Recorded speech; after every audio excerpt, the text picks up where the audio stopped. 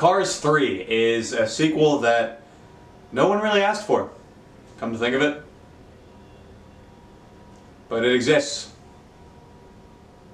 So let's talk about it. So this movie follows Lightning McQueen as he's been racing for many years now, and a lot of people are starting to think his days in the sport are over. There's a lot of talk in the air about whether or not he's going to go into retirement, and while he's racing against his biggest rival in this movie, Jackson Storm, he gets in a horrible accident which seemingly jeopardizes his whole career. Once he gets himself back together, he starts training with a new team, and hopefully he can still prove to everyone that he's not too old for racing and that his days are far from over. I know I might get a lot of hate for saying this right now, but I love the first Cars movie. I think it's one of the best Pixar films that they've ever done. I know I have the DVD right here. I'm going to pick up the Blu-ray eventually because I just love that movie. I think it's a really interesting concept and I think it told a great story. The movie also holds a lot of nostalgia for me because when I was a kid I saw that movie in the theater like 4 times and then I picked up the DVD and I watched it like 100 more times after that. The second one, however, is the closest thing to cinematic garbage you will ever find in a Pixar movie. I mean, that movie felt like it could have been a short film, but they just expanded it into a feature-length movie just to make more money. So this movie's had a really weird development cycle. When it was announced,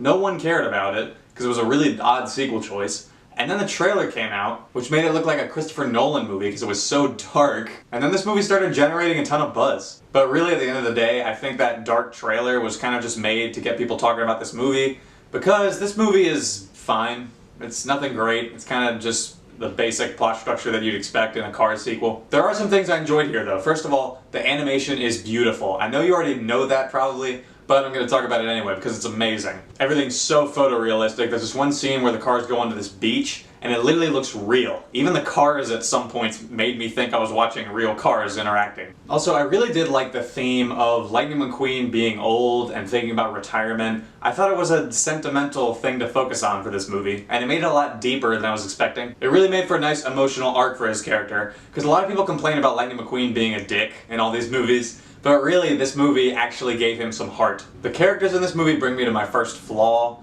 and that is just that they're not really that well developed, and I left the theater not really caring about any of them. Funny enough, the old characters really aren't in this movie at all, except for a few brief scenes. Like Mater is like almost completely absent from this movie. It's kind of what happened to Jar Jar Binks in the Star Wars prequel trilogy. We saw less and less of him as those movies went on because the audience tended to hate him more and more. Cruz Ramirez in this movie is the most important new character, and for her being such an integral point in this movie's plot, I thought she was fine. She's not really that interesting. Really, all there is what's on the surface. She becomes Lightning McQueen's new trainer after he gets in this accident, and she's always wanted to become a racer all her life, but she's tended to just be a trainer. And really, that's all there is to her character. I really did feel like I was starting to root for her in the finale of this movie, which I thought was really well handled, by the way.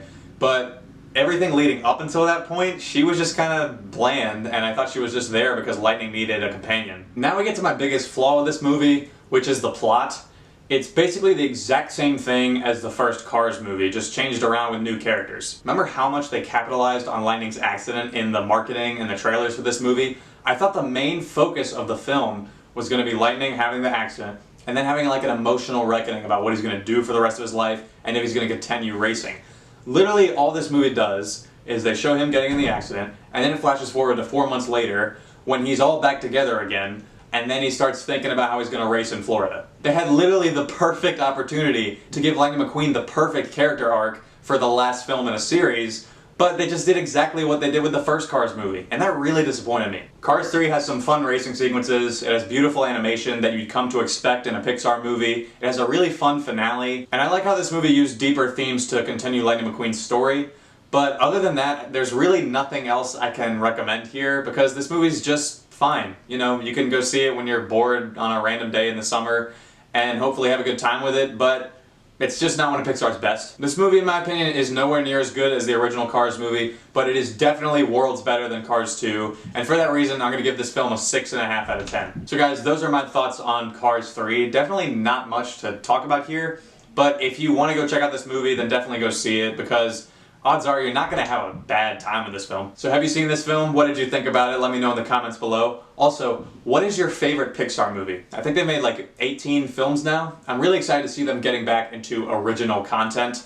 And I think Coco, the new movie that comes out this November, looks really good. We'll just have to wait and see. Also be sure to subscribe if you want to see more videos like this. And as always, thanks for watching, and I'll see you next time.